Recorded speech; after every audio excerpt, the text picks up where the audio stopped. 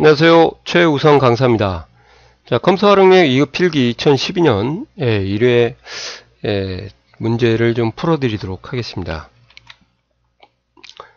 지금 현재 스프레드시트 엑셀 부분만 제가 설명을 좀 드릴 거고요. 자, 키포인트는 이렇게 빨간색으로 칠해놨고요. 이렇게 실습이 좀 필요하다. 그러면 제가 좀 먼저 말씀을 드리겠습니다. 이런 경우는 100% 실습이 필요하고요. 실습을 안 하시면은 문제를 이해를 좀 못 하실 것 같아요. 자, 그래서 한번 바로 시작하도록 하겠습니다. 아래 워크시트에서 엑셀이 80 이상의 인원수를 구하라. 그러면 이건 개수예요. 개수. 일단 함수의 용도가. 그리고 80 이상이라는 게 뭐냐? 이 조건이 나온 거예요. 그러니까 조건 플러스 개수라는 함수의 용도를 알면 count라는 함수는 조건을 받을 수가 없습니다. 그래서 얘는 나가리고요. 그래서 2번, 3번, 4번이 남아서 세부적인 인수를 좀 봐야 됩니다. 그리고 엑셀이라는 점수가 일단 차지 범위가 되는 거고요. 그래서 이제 뭐가 틀렸는지 하나씩 제가 보도록 하겠습니다. 자, dcount에서 첫 번째 인수는요, 제목을 포함하는 유일한 함수이기 때문에 A1부터 시작해야 되는데 A2부터 시작해서 제목이 빠졌어요. 그래서 데이터베이스 함수는 제목을 포함하기 하기 때문에 얘는 무조건 틀렸습니다. 그리고 두 번째 인수는 엑셀이라는 열이 지금 1열, 2열, 3열, 4열, 5열이 있는데 엑셀이라는 열이 숫자이기 때문에 dcount라는 건 숫자만 세거든요. 그래서 물론 2를 쓰셔도 되고 3을 쓰셔도 되고 4를 5를 써도 숫자를 세기 때문에 답은 상관이 없습니다. 그래서 계산할 열번호라는 것을 좀 아시고 2, 3, 4, 5 1은 오시면 안 돼요. 쓰면 얘는 문자니까. 그래서 여기는 맞고 여기도 맞고 그래서 이것 때문에 틀린 거고요. 그 다음에 count if는 인수가 일단 두 개라서 세 개가 오면은 틀렸어요. 그래서 첫 번째 count if를 만약에 쓰신다고 하면 엑셀 열만 와야 됩니다. 제목을 빼고요. 보통. 그래서 B2부터 B5까지 잡고 그 다음에 큰 따옴표를 열고 80 이렇게 조건을 써줘야 이게 count if가 쓰는 방법이고요. 이것은 틀렸어요. 이렇게 세 개를 쓰게 되면 count if는 못 쓰고 dcount를 써야겠죠. 그래서 정답은 4번이 되겠습니다. 그래서 dcount하고 count if를 연습을 하시면 요 답을 제가 볼 때는 얻을 수 있을 것 같습니다. 자, 이거 연습을 좀 하셔야 됩니다.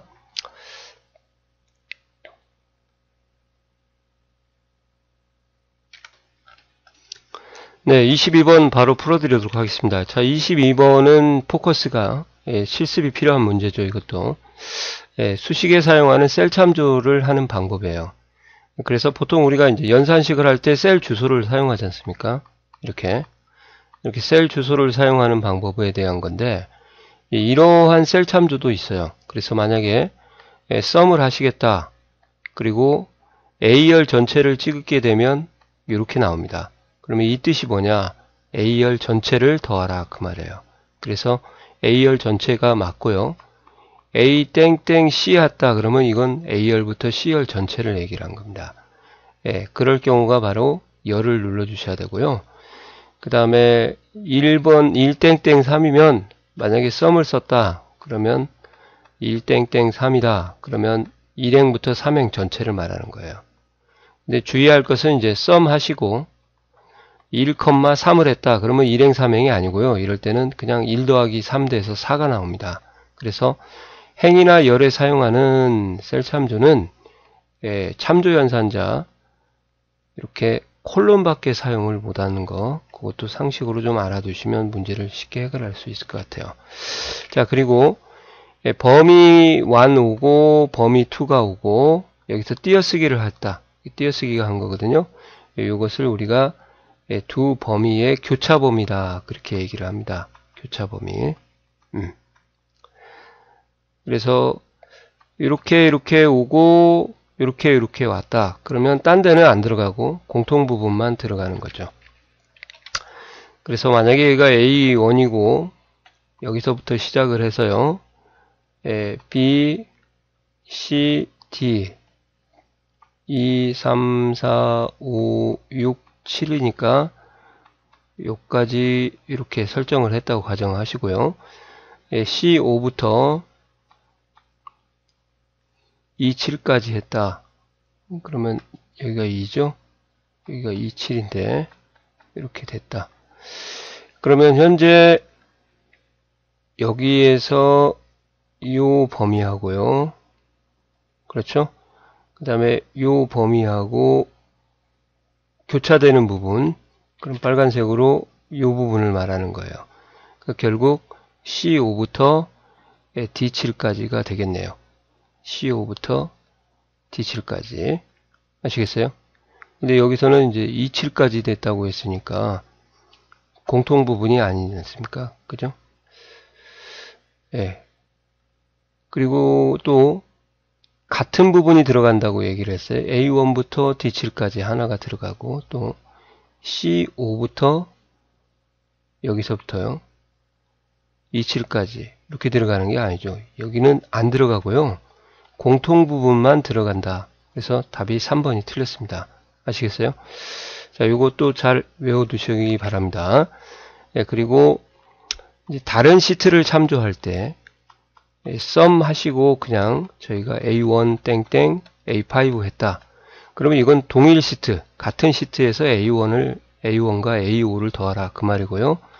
썸 하시고 만약에 시트에 이름이 오고 느낌표가 이렇게 오고요.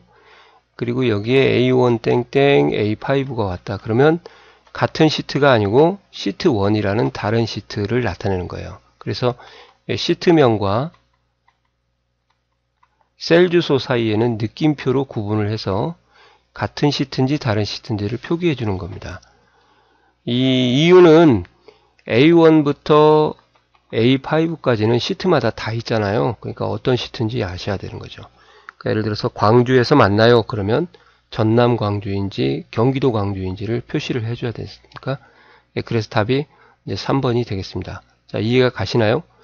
예, 한번 실습을 꼭 해보셔야 됩니다. 썸 함수로 실습을 해보세요. 예, 수고하셨습니다. 예, 23번 바로 풀어드리도록 하겠습니다. 23번 같은 경우를 우리가 채우기 핸들이라 그러거든요. 예, 그래서 셀 포인터의 오른쪽 하단부를 갖다 대면 마우스가 얇은 십자가로 변하고, 예, 그때 이쪽이나 위로, 아래쪽이나 위로, 왼쪽이나 오른쪽으로 쭉 끄는 것을 우리가 채우기 핸들이다. 그죠? 근데 이제 값이 들어있으면은 값 채우기 핸들이다. 그렇게 얘기를 하고요.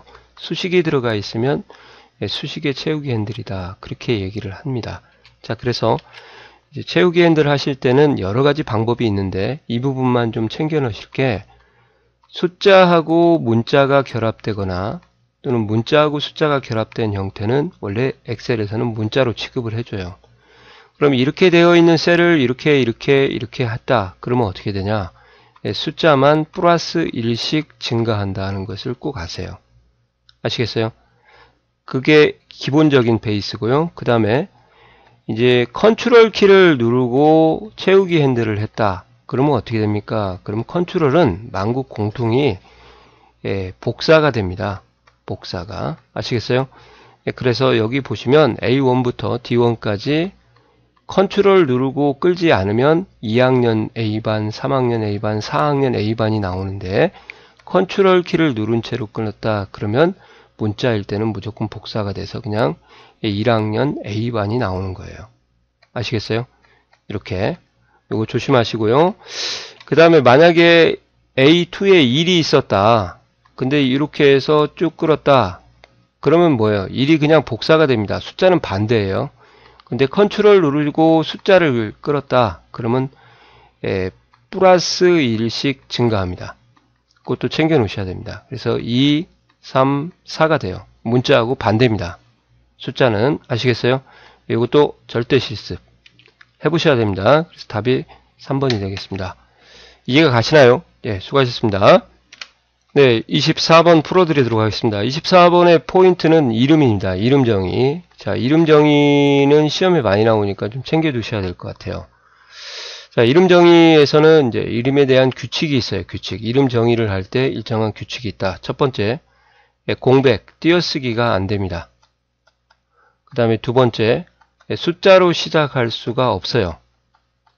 전체 숫자도 안되고요. 문자로 시작해야 되고. 그 다음에 세 번째, 셀 주소와 같은 형식은 사용할 수가 없습니다. 이렇게 하면 에러가 나거나 아니면 셀 포인터로 이동을 해버려요. 그래서 이건 이동이 되기 때문에 안 되는 거고. 그 다음에 네 번째는 이제 대소문자를 구분하지 않는다. 이것도 좀 알아두시고, 다섯 번째는 이름은 고유하기 때문에 그 시트에서 하나를 만들면 다른 시트에서 또 똑같은 이름을 만들 수가 없어요. 그 이름은 중복이 안 돼요. 파일마다 하나밖에 안 됩니다. 그래서 만약에 시트 1에서 제가 이름 정의를 했다. 최우성으로. 그러면 시트 2에 가셔가지고 최우성을 또 이름 정의를 하면 어떻게 되냐. 에러가 걸리거나 아니면 이름 상자에 있을 때는 셀 포인터가 최우성으로 이동을 해버려요. 아시겠어요?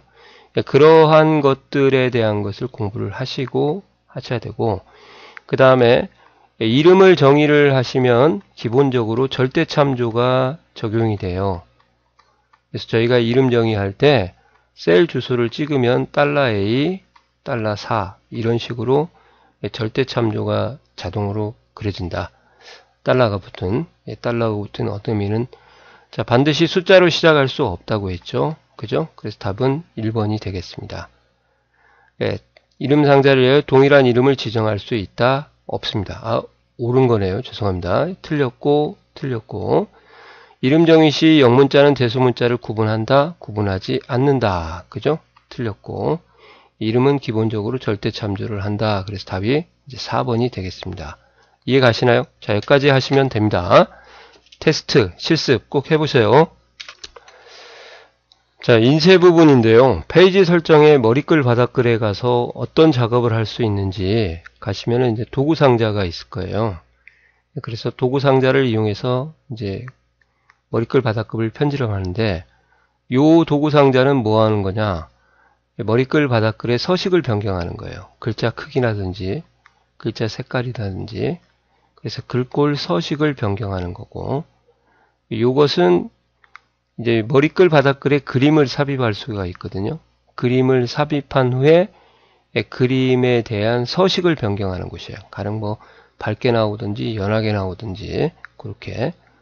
그리고 페이지 번호를 매기려고 하시면은 일반적으로 마이너스 하고 한 칸 띄고 앰퍼샌드 하시고 페이지 번호라고 입력을 하셔야, 아시겠어요? 페이지 번호가 들어가요.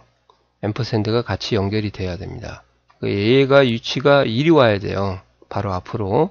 그래서 얘가 틀렸어요. 그래서 앰퍼샌드를 하고 대괄호를 열고 여기다가 기능을 써주는 거다. 그걸 아셔야 돼요. 이것은 일종의 약속이라고 보시면 되고요. 그래서 앰퍼샌드를 만약에 한 번만 쓰게 되면 표시가 안 됩니다. 무슨 말이냐면 만약에 머리글에다가 본인이 최우성하고 머리글을 이렇게 쓰려고 하고 싶어요. 이것을 왜 쓰려고 하는지 모르겠는데, 이렇게 하면은 앰퍼샌드가 이러한 기호 앞에 붙는 역할을 해서 표시가 안 되는 거거든요. 그러니까 이게 표시가 안 되고 뒤에 것만 나오게 됩니다. 그러면 이걸 나오게 할 때는 한 번 더 써서 이게 의미 없이 쓴 거라는 것을 좀 알려줘야 된다. 그럴 때 앰퍼샌드라는 문자를 직접 포함해서 쓰려고 하면 앰퍼샌드를 2개를 쓰셔야 이 기호가 인지가 된다. 그 말이죠. 아시겠어요? 그래서 여기서는 답이 3번입니다. 그래서 앰퍼샌드 대괄호 기능의 이름 이렇게 써주는 것을 외워두세요. 만약에 앰퍼샌드 하시고 탭이라고 썼다. 그러면 여기에 시트 이름이 나옵니다. 아시겠어요? 그런 부분을 꼭 절대 실습을 해보셔야 됩니다. 자, 따로 제가 한번 보여드릴 테니까 한번 보세요. 자, 여기 엑셀 2010 버전을 가지고 설명을 드리도록 하겠습니다. 페이지 레이아웃에 가셔가지고요. 페이지 설정 추가 옵션 단추를 누르시면 머리글 바닥글이 이렇게 나올 거예요. 그때 머리글 편집이나 바닥글 편집으로 가셔서 이 기호를 말하는 거예요. 이 기호가. 그래서 얘는 글꼴 설정하는 거고, 이건 현재 페이지 번호를 매기는 거고, 얘는 전체 페이지 번호가 매겨지는 거예요. 그러니까 얘를 클릭을 해도 얘가 들어가고요. 직접 하시겠다 그러시면은 앰퍼샌드에서 이렇게 해서 탭을 쓰셔라 이 말이에요. 그게 바로 요겁니다. 시트 이름. 그리고 얘는 날짜가 들어가고요. 얘는 시간이 들어가고, 모양만 보면 좀 어느 정도 아시겠죠. 요건 뭔지 이측을, 얘는 파일의 위치가 들어가고, 얘는 시트, 아니 전체 파일명이 들어가요. 이렇게 앰퍼샌드가 앞에 자동으로 붙죠. 경로 파일명. 그 다음에 여기는 아까 말씀드린 대로 시트의 이름이 들어가고요. 한번 보도록 할게요. 그림을 삽입할 수가 있습니다. 그림을 삽입하고 나면 이것이 활성화가 되거든요. 그리고 앰퍼샌드를 써서 최우성이라고 쓰고 확인하고 가시면 우성만 나오고 최는 안 나와요. 글씨가 뒤에 있는 글씨는 그대로 기호로 연상을 해서 빼주거든요. 그런 역할을 막으려고 하면 이제 어떻게 해야 되냐, 앞에다 하나를 더 붙이면 이 부분이 나온다 이 말이에요. 이렇게 아시겠어요? 그런 부분에 대한 실습을 꼭 해보시고 그리고 작업을 하시면 좋을 것 같습니다. 자, 수고하셨습니다. 네, 26번입니다. 자, 26번은 정의를 물어보는 건데요. 이건 뭐 답이 나와 있어요. 구성 비율을 살펴보기 위해서 입력된 수치값들을 막대나 선이나 도형 그림으로 시각적으로 표현한다. 그럼 뭐예요? 찍어보세요. 차트예요. 아시겠어요?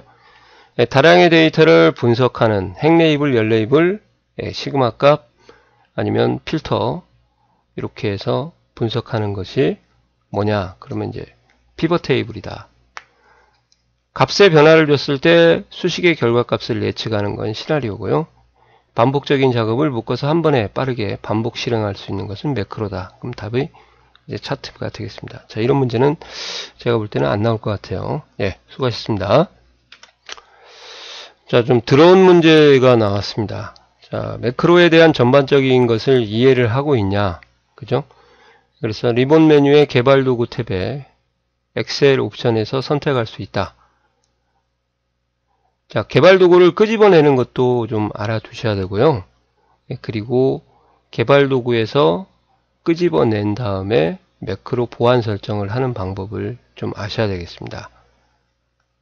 그래서 엑셀 옵션에서 개발 도구 탭을 표시할 수 있고요.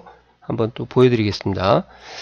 기본적으로 엑셀에서는 저장을 하면 XLSX로 저장이 되고요. 매크로를 포함해서 저장하면은 XLSM이 저장이 됩니다. 그래서 매크로의 이니셜인 M이 오면 매크로를 포함하고 XLS가 오면은 매크로를 제외한다. 자, 매크로 보안 설정은 기본적으로 디지털 서명만, 이게 틀렸어요. 예. 매크로 포함 안함하고 메시지 표시 그렇게 나올 거예요. 그러니까 이따 한번 보여드리겠습니다. 개발 도구에서 양식 컨트롤을 이용해서 매크로를 쉽게 연결 실행할 수 있죠. 사용할 수가 있습니다. 여기서 사용한다는 건 실행한다 그 말이거든요. 그래서 한번 보여드리도록 하겠습니다. 네, 현재 보고 계신 버전은 이제 오피스 단추가 있기 때문에 2007 버전이고요. 눌러서 엑셀 옵션에 가셔서 기본 설정에 가시면 리본 메뉴에 개발 도구 탭 표시가 있을 겁니다. 여기다 체크를 하시고 확인하시면 이제 개발 도구가 나오고요. 개발 도구에 가면 매크로 보안이 있죠. 매크로 보안을 딱 실행을 시키면은 본인이 건들지 않으면 매크로 보안 설정이 기본적으로 여기로 돼 있어요. 왜 이런 게 시험에 나오는지 참 좀 거시기 합니다. 제가 들어온 문제라고 한 이유가, 그래서 모든 매크로 제외하고 알림 표시, 이렇게 이게 대화 상자로 매크로를 열 거냐 안 열 거냐를 보여주는 거예요. 그러니까 시험에서는 요걸로 나왔다고 했으니까 걔가 틀렸죠. 예, 그리고 실기 시험 볼 때는 이제 요걸로 하시고 시험 보시면 편하고요. 이해 가시나요? 예, 그래서 여기 보시면은 이게 틀렸어요. 매크로 보안 설정은 매크로 제외 알림 표시가 되겠습니다. 세 번째 답은 3번이 되겠습니다. 자, 절대 실습 안 하면 뭔 말인지 모르죠. 그죠? 그래서 꼭 실습을 하시고 문제를 풀기 바랍니다. 자, 수고하셨습니다. 28번 풀어드리도록 하겠습니다. 자, 28번의 포커스는 수식이에요. 이것도 절대 실습이 필요하겠죠. 자, 에버리지하고 에버리지 A에 대한 함수를 좀 구분을 하셔야 되겠습니다. 에버리지라는 함수는 보시는 것처럼 셀 주소에 문자가 오거나 그 다음에 셀 주소에 논리가 오면은 자동으로 제외를 시켜요. 계산에 참여를 안 한다 그 말이죠. 숫자만 참여해요. 그래서 A2부터 A6까지 잡으면 자동으로 얘는 걸러지게 되는 거죠. 그러면 전체가 100이고 4도 4개만 참여하니까 25가 나오고요. 그 다음에 3번은 범위를 얘 따로 비연속 범위 컴마를 써도 결과가 1번과 3번이 똑같습니다. 해석만 잘 하시면 되죠. 셀 참조 주소에서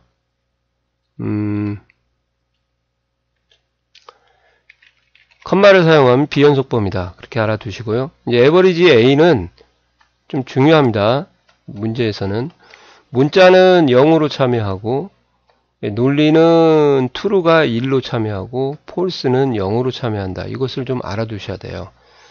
그래서 여기 에버리지 A하고 여기서부터 여기까지 다 잡으면 일단 분모는 5예요. 얘도 숫자 1로 참여하기 때문에 5개가 되는 거고 그 다음에 다 더하면 101이 되겠네요. 요거 101. 그러면 좀 계산이 복잡한데 여하튼 20은 안 나오죠. 5분의 100이 20이거든요. 101이니까 소수점이 있겠죠. 그 다음에 에버리지 if는 조건 플러스 평균이죠. 그래서 여기는 조건 범위, 여기는 조건, 그 다음에 평균 범위가 와야 되는데 평균 범위하고 조건 범위가 동일하면은 평균 범위를 생략을 합니다. 그래서 안 나와도 돼요. 인수가 원래 3개인데 그래서 결국은 A2부터 A6까지 40 미만 하나, 이거 아니네요. 죄송합니다. 하나, 둘, 3개가 되겠네요. 그죠? 거기에 대한 합을 구하고 다시 3으로 나누니까 요거 더하면 60이죠. 3으로 나누니까 20이 되겠네요. 그럼 답은 2번이 되겠습니다. 자, 꼭 테스트 한번 해보세요. 자, 수고하셨습니다. 29번 문제 풀어드리도록 하겠습니다. 29번은 엔터키의 용도를 물어보는 문제인데 꼭 실습을 하셔야 답을 구할 수 있습니다. 백날 답이 3번이에요, 2번이에요 해도 뭔 내용인지 몰라요. 그래서 실습을 보여드릴 테니까 일반적으로 엔터를 치게 되면 셀 포인터가 아래로 내려가죠. 아시겠어요? 그리고 Shift 엔터를 치면 셀 포인터가 위로, 즉 역방향으로 갑니다. 그 이유는 오피스 단추의 엑셀 옵션에 가서 고급에 가시면 기본적으로 셀 포인터의 이동이 아래쪽으로 되어 있고요.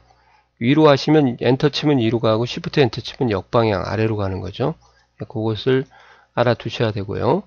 그 다음에 셀 블록을 설정을 하고 연속이든지 떨어져 있는 범위를 컨트롤 누르고 비연속이든지 잡아도 상관없고요.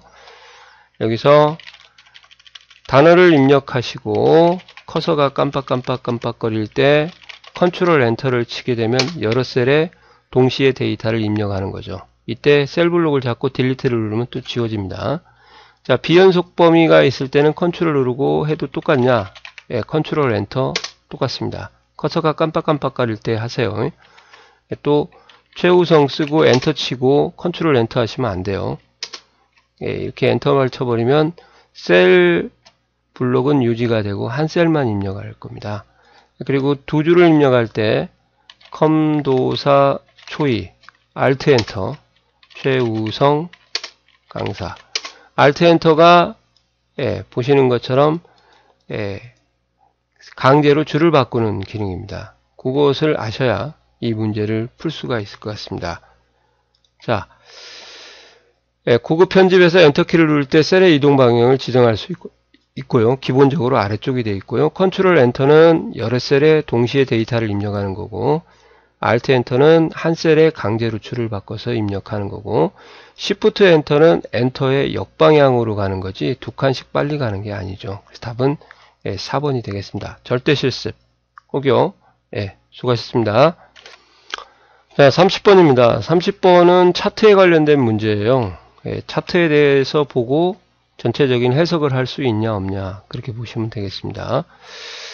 자, 여기 최대값이 지금 현재 축상에서 100이고요. 최소값이 10이고 한 눈금 단위를 우리가 주단위다 그렇게 얘기를 합니다. Y축이고 얘가 X축이겠죠. 그 다음에 이렇게 나온 것을 범례라 하고요. 범례. 자, 그래서 여기 보시면은 세로축 값의 주단위가 20으로 설정되어 있다. 그러니까 60에서 40이니까 20 간격이다 그 말이고요. 맞고요. 데이터 계열은 4개로 구성된 게 아니라 데이터 계열은 범례의 개수를 말하는 거예요. 즉 국어, 영어, 수학 그것을 이제 계열이라 그렇거든요. 그러니까 Y축 값의 종류를 말하는 겁니다. 그러니까 여기서는 4개가 아니라 3개가 되겠죠. 범례 위치는 아래쪽이 있고요. 그 다음에 주단위의 가로 눈금선이 표시되어 있다. 이 가로 눈금선입니다. 그리고 참고로 이제 범례의 위치가 기본적으로 5개가 나오는데요. 아래, 위, 왼쪽, 오른쪽, 그 다음에 오른쪽 위, 5, 2. 그래서 차트에는 5, 2가 있다. 5, 2. 먹는 오이로 연상을 하셔서 암기하세요. 아시겠어요? 자, 이 문제는 쉬운 문제입니다. 그래도 비교적. 수고하셨습니다. 31번 문제입니다. 자, 31번 문제는 참 어려운 문제예요. 진짜 조건부 서식에 대한 전반적인 이해를 하셔야 되고 어설프게 알면은 좀 틀리는 경우가죠. 조건부 서식에 대한 규칙인데요. 규칙이 이제 해석은 하실 수 있겠죠. 즉 엑셀 점수하고 액세스의 점수를 더해서 170 이하인 것들에 대한 만족을 하게 되면 색깔을 적용하겠다. 그래서 여기서는 다 똑같아요. 다 똑같기 때문에 뭐를 보냐, 요 절대 참조냐 아니면 상대 참조냐 혼합 참조냐를 보셔야 되죠. 그죠? 그래서 이제 이렇게 원리를 이해를 하시면 돼요. 제목을 제외하고 가장 위에 있는 셀을 찍습니다. A2부터 C5니까. 그래서 B2를 찍고 수식이니까 는으로 시작하고요. 그 다음에 C2를 찍는데 이제 잘 보세요. B2를 찍었을 때 조건부 서식은 어떻게 동쪽으로 움직이냐. 열 방향으로 좌우로 움직일 수 있고 아래쪽으로 움직입니다. 위로는 못 갑니다. 그것만 좀 아세요. 그래서 보시는 것처럼 아래로는 내려가면은 엑셀만 비교하니까 괜찮은데 좌우로 이동을 못하도록 락을 걸어줘야 되거든요. 그래서 열을 고정을 해줘야 이 B열만 계산을 아래쪽으로 내려가고 C열도 이렇게 계산이 되는 거죠. 만약에 여기를 절대 참조를 쓰게 되면 내려가야 되는데 못 내려가게 고정을 해버린 거니까 답이 안 나와요. 다 처음만 적용이 돼버려요. 처음 것만. 올. 아시겠어요? 그래서 조건부 서식은 행 단위로 서식을 적용하겠다. 그러면 항상 열을 고정해서 그 열이 딴 열로 못 넘어가도록 막아줘야 된다. 행은 고정을 안 하셔야 돼. 내려와야 되니까. 아시겠어요? 그래서 답은 열 고정 혼합 참조 주소죠. 그것을 좀 아셔야 됩니다. 그래서 답은 2번인데 자, 실습을 한번 보여드릴게요. 이렇게 범위를 잡고요. 홈탭에 조건부 서식을 가서 새 규칙을 가셔가지고 수식을 사용하여 서식을 지정할 셀 결정는 하시고 찍었죠? 절대 참조가 처음에 나오는데 F4를 2번 눌러서 열만 고정해라. 그죠? 달러가 앞에 붙는다는 거 아시고 이렇게 해서 F4 2번 해서 열만 고정을 해야 되고요. 작가 나갔다 170인가요? 이렇게 해서 글꼴색을 적용을 할 수도 있지만 채우기에서 주황색으로 채운 것 같아요. 이렇게 이게 면색입니다. 이렇게 하시면 이렇게 제대로 나오죠. 이해 가시나요? 그래서 열을 고정하는 혼합참조주수를 조건부 서식에는 써야겠다. 그렇게 이해하시면 되겠습니다. 자, 수고하셨습니다. 네, 32번입니다. 절대 실습이죠. 원리를 알아야 문제를 해결할 수가 있는데, 자, 성적표가 있고요. 성적표에서 과목이 있을 거 아니에요. 과목이 예를 들어서 국어하고 영어하고 수학이 있다 가정을 한번 해보겠습니다. 세 과목이니까 영어, 국어, 수학은 당연히 숫자 값을 입력해야겠죠. 70, 그냥 70, 70 계산을 편하도록 할게요. 그리고 여기다 평균을 집어넣게 되면 평균이 70 나오는 거죠. 똑같으니까. 그죠? 그러면 이제 여기서 문제에서 뭘 요구하는지 한번 다시 읽어보겠습니다. 컴퓨터 과목들의 점수가 변동이 된대요. 얘가 변동이 된대요. 이렇게. 증가할 수도 있고 감소할 수도 있고. 그러니까 즉 값이 증가나 감소해서 변동을 했을 때, 그죠? 전체 평균 점수라고 되어 있으니까 전체 평균 점수는 이것이 값으로 입력이 되겠어요. 에버리지라는 함수를 써서 입력을 하는 평균 값이죠. 얘는 수식이에요. 아시겠어요? 그래서 값이 변동을 할 때 수식의 결과를 예측을 하자. 아시겠어요? 그러면 그게 뭐냐? 바로 시나리오다. 또는 데이터 표도 마찬가지고요. 두 개가 있어요. 데이터 표나 시나리오. 이렇게. 반대로 수식의 변동을 줘서 값의 변화를 예측을 하자. 그러면 그게 목표값 찾기입니다. 그죠? 그래서 기준을 잘 잡으셔야 돼요. 여기서는 답이 시나리오 아니면 데이터 표니까 2번을 잡아주시면 되겠습니다. 아시겠어요? 자, 꼭 절대 실습을 해보셔야 됩니다. 예, 수고하셨습니다. 네, 33번 풀어드리도록 하겠습니다. 자, 33번의 키포인트는 정렬이에요. 정렬. 차례대로 나열하는 거죠. 예, 정렬에 대한 특징들을 알고 계셔야 됩니다. 예, 정렬의 기준은 최대 64개까지 가능합니다. 예, 정렬 기준이라는 건 뭐냐면 동점자가 있을 때 저희가 대분류, 중분류, 소분류, 소소분류 해서 이렇게 열을 64개까지 확장을 할 수 있다 이 말이에요. 그러니까 대분류라는 건 무슨 말이냐면 가령 성별로 남남 여여여 있을 때 같은 남에서 내부 정렬을 이루는 것을 정렬 기준이라고 합니다. 아시겠어요? 64개까지 맞고요. 기본적으로 위에서 아래로 이제 행단위 정렬을 한다 그렇게 얘기하거든요. 그러면 정렬의 방향이 위에서 아래하고 왼쪽에서 오른쪽이라고 있는데 위에서 아래는 순서가 행과 행이 서로 교차되기 때문에 행단위 정렬이라고 하고요. 왼쪽에서 오른쪽은 서로 열과 열이 교차하기 때문에 바꿔지는 거죠. 그래서 열단위 정렬이다 그렇게 얘기합니다. 자, 맞고요. 정렬은 조심하실 게 숨겨진 행이나 열은 정렬에서 제외가 되기 때문에 정렬하기 전에 숨겨진 행과 열을 표시해야 된다. 자, 영문자, 대소문자를 구분하여 정렬을 할 수도 있습니다. 근데 정렬을 하시면 오름차순일 때는 소문자가 먼저 나오고 대문자가 나오고 한글이 나와요. 소대한 그렇게 외워두세요. 위에 오름차순 할 때. 그래서 대문자가 우선이 아니라요. 소문자가 우선입니다. 그래서 3번이 틀렸어요. 또 이제 사용자 지정 정렬은 아니지만 이렇게 표시를 했어요. 그래서 정렬은 셀 배경색이나 글꼴 색으로 또는 조건부 서식의 아이콘으로도 정렬할 수 있다 없다 있습니다. 그래서 답은 3번이 되겠습니다. 이렇게 하시면 되고요. 꼭 절대 실습을 해보셔야 됩니다. 자, 수고하셨습니다. 자, 34번 문제입니다. 자, 34번의 키포인트는 이제 피벗 테이블인데요. 자, 피벗 테이블의 특징들을 좀 알고 계셔야 문제를 풀 수 있겠죠. 피벗 테이블은 대량의 데이터를 빠르게 요약하는 데 사용할 수 있는 대화형 테이블이다. 네, 맞습니다. 행과 열과 그 다음에 시그마과 보고서 필터를 이용하는 거죠. 예, 보고서 필터 필드에는 하이 데이터 집합에 대한 정렬 및 필터를 설정할 수 있다. 자, 여기 위치가 이제 보고서 필터고요. 보고서 필터에서는 알고 있어야 될 게 행 레이블과 열 레이블, 여기가 시그마 값인데 이렇게요. 열, 행. 자, 보고서 필터하고 행열하고 차이점이 뭔지 아세요? 보고서 필터죠. 그래서 정렬 기능이 없어요. 삼각형을 누르더라도. 말 그대로 필터만 적용이 됩니다. 그래서 얘가 틀렸습니다. 요것은 진짜 제가 볼 때는 더러운 문제예요. 한 번이라도 안 해보셨으면 문제 못 풀죠. 그리고 행 레이블과 열 레이블의 대분류, 중분류를 했을 때 W 앞에 이렇게 플러스가 생기거나 마이너스가 생기죠. 그래서 W의 플러스 의미는 중분류를 있는데도 불구하고 숨겨서 안 보여주는 경우고요. 마이너스는 중분류들을 이렇게 보여주는 경우다.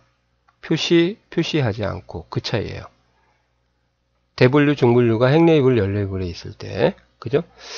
그래서 숨겨놓은 채, 즉 플러스를 하게 되면 숨은 상태라서 이제 인쇄가 안 될 수도 있습니다. 맞고요. 피벗 테이블은 행, 열, 레이블, 보고서 필드, 필드 값필드. 이 시그마 값이 이제 값필드거든요. 요거 4개로 구성이 된다. 그래서 답은 2번이에요. 그래서 행 레이블과 열 레이블은 다시 한번 말씀드릴게요. 정렬 필터가 가능하고, 보고서 필터는 이제 정렬 필터는 보고서 필터는 필터밖에 안 된다. 그렇게요. 이해하시면 되겠습니다. 자, 절대 실습을 꼭 해보셔야 됩니다. 자, 35번 문제네요. 35번 문제는 하이퍼링크에 대해서 저희가 공부를 하셔야 되는데, 하이퍼링크라는 것은 클릭하면 관련 내용으로 이동하는 것을 얘기를 하고요. 엑셀에서는 하이퍼링크 대상을 뭘로 할 수 있냐? 전자메일 주소 가능하고요. 새 문서를 만들어서 가능하고, 현재 문서의 특정 셀이나 시트로 이동도 가능하고, 또는 이름으로도 가능합니다. 그리고 인터넷이나 아니면은 또 다른 파일도 가능해요. 이런 것을 하이퍼링크의 대상이다. 그렇게 얘기를 하거든요.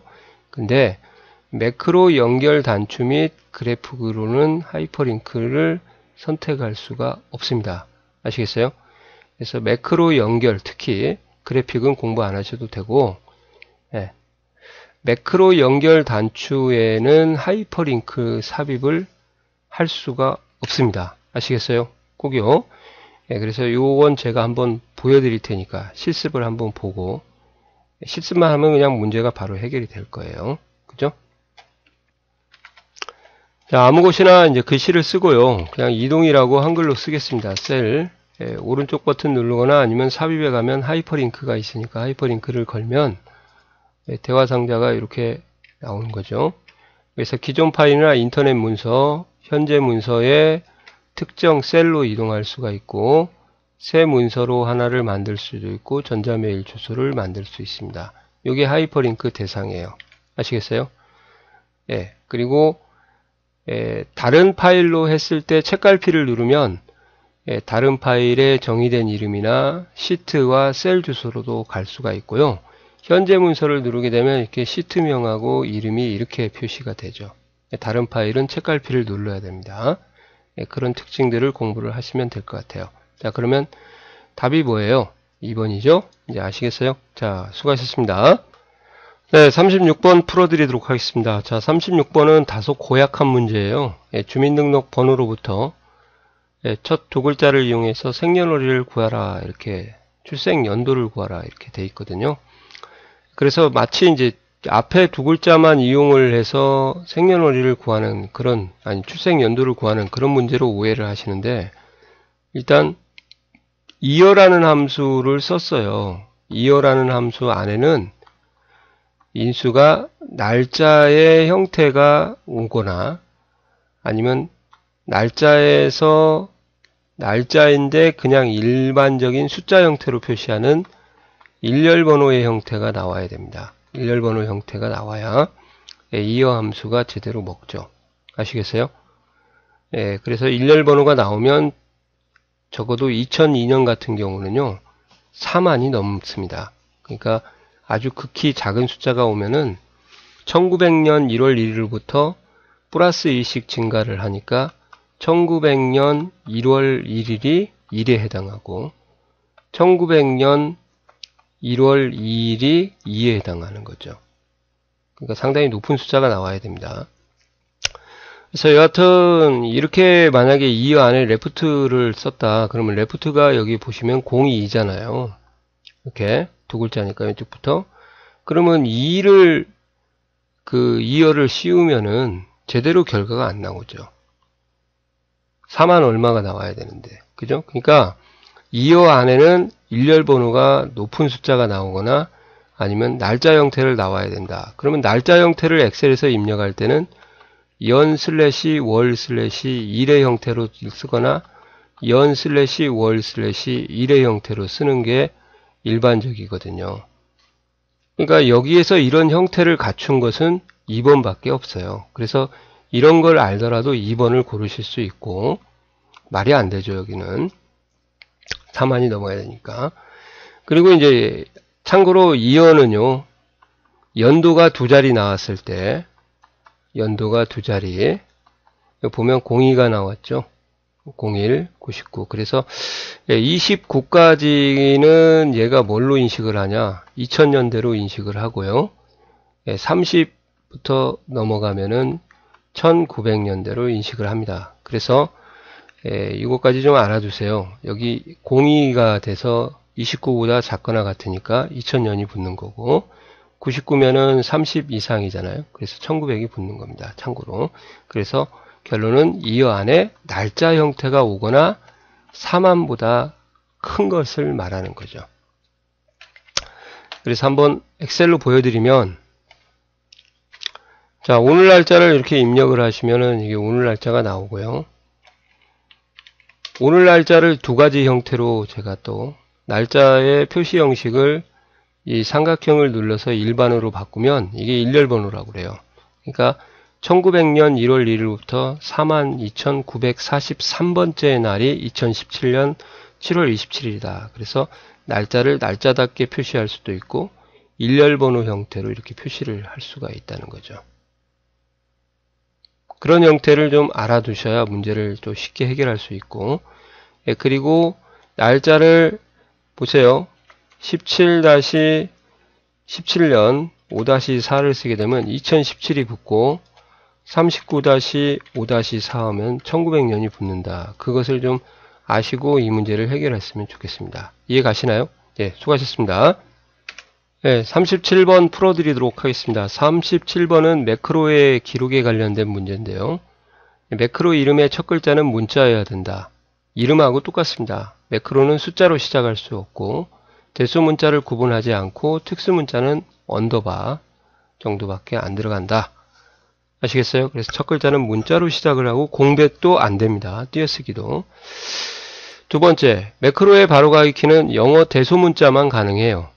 영어만 가능하거든요. 한글은 안 돼요. 이게 숫자는 안 됩니다. 그래서 한글에서는 숫자를 쓰기 때문에 아마 헷갈리실 것 같은데, 자, 이런 의미를 아시고 또 컨트롤만 누르시면 소문자가 오고요.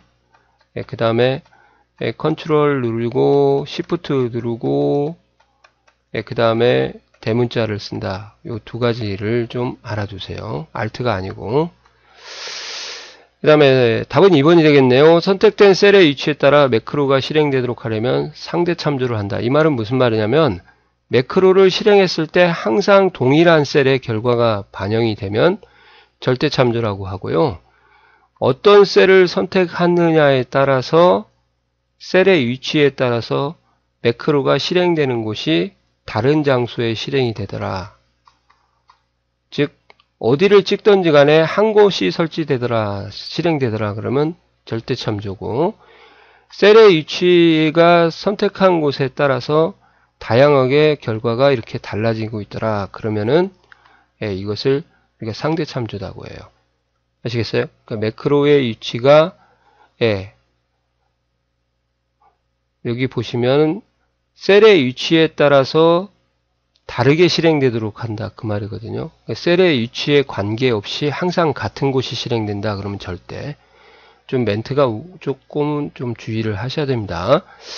매크로 기록 중 개발 도구의 코드의 매크로 기록 단추를 이용하여 매크로 기록을 완료할 수 있다. 그죠? 답은 2번이 됩니다. 정확하게 매크로 특징만 알고 있어도 3번은 몰라도 답을 고를 수가 있을 것 같습니다. 아시겠어요? 네, 수고하셨습니다. 네, 38번입니다. 38번은 좀 비교적 쉬운 거죠. 자, 부분합에서 지원되는 함수가 아닌 것은 안 되는 것만 외우세요. 순위, 그 다음에 백분율, 그 다음에 절대가 들어가는 것도 안 됩니다. 절대 평균, 절대, 그리고 중간값. 예, 이렇게 하나, 둘, 셋, 네 개가 안 되거든요. 절대평균, 절대표준 편차. 그렇게 절대를 말하는 거예요. 그래서 중간값이 중앙값하고 똑같은 거고요. 예, 여기서는 답이 3번이 되겠습니다. 그래서 순위, 중앙값, 중간값, 백분율, 절대 들어가는 거. 이 네 개만 꼭 외우세요. 예, 수고하셨습니다. 자, 39번입니다. 39번은 출력에 대한 거고요. 반복할 행에 대해서 이렇게 지정을 했다. 예, 반복할 행이라는 것은 이제 세로로 긴 문서를 저희가 인쇄를 하게 되면 첫 장에만 제목이 나오고 두 번째 장은 제목이 안 나오게 되죠. 그랬을 때 두 번째 장도 제목이 반복 인쇄되도록 하는 기능을 반복할 행이라고 합니다. 자, 그럼 반복할 행에서 $3 땡땡 $3 이 말은 무슨 말이냐? 3행을 반복을 페이지마다 시켜라 그 말이거든요. $3 땡땡 $4 하면 3행과 4행을 같이 하라는 거예요. 이해가세요? 예, 그래서 첫 페이지만 1행부터 3행의 필드명이 반복해서 아니고요. 또 이게 두 가지 틀렸어요. 첫 페이지만 되는 게 아니고 1행부터 3행이면 $1 땡땡 $3이 나오겠죠. 틀렸어요. 모든 페이지에 3행의 필드명이 반복되어 인쇄된다. 맞습니다. 3열은 아니고요. 3열은 열로 표시 문자가 나와요. 그래서 $A 땡땡 $A 하면 1열을 반복해서 옆으로 긴 문서 이렇게 되니까 3열은 C죠. $C $C 아시겠어요? 3행과 3열이 아니고요. 여기서는 행밖에 고정을 못하니까 답은 옳은 거니까 2번을 고르시면 되겠습니다. 자, 수고하셨습니다. 이것도 실습번 40번 풀어드리도록 하겠습니다. 40번은 차트의 종류를 물어보는 문제인데요. 원형 차트를 개선한다. 그럼 원형 차트의 사둔이거든요. 원형 사둔은 누구냐? 사촌은 도너츠예요. 도너츠. 원형은 이렇게 되어 있는 것을 우리가 원형이다 그러고요. 도너츠는 중간에 구멍이 뚫려 있어서 이렇게 되면은, 그래서 원은 계열이 하나밖에 못 갖는데 도너츠는 계열을 이렇게 확대를 해서 도너츠가 계열을 따로 이렇게 가질 수가 있습니다. 1계열, 2계열. 그죠? 그래서 다중계열의 의미를 좀 아셔야 되고요. 3차원은 작성이 안 되고 원은 3차원이 돼요. 이렇게 하시면 이제 원이 3차원이 되는 거죠. 예, 그래서 원은 하나의 계열만 갖는다. 계열 한 개 중요합니다. 근데 여러 개의 계열은 다중계열이다. 그러면 뭐죠? 도너츠를 고르시면 되겠습니다. 원 사촌이라서 그래요. 예, 수고하셨습니다.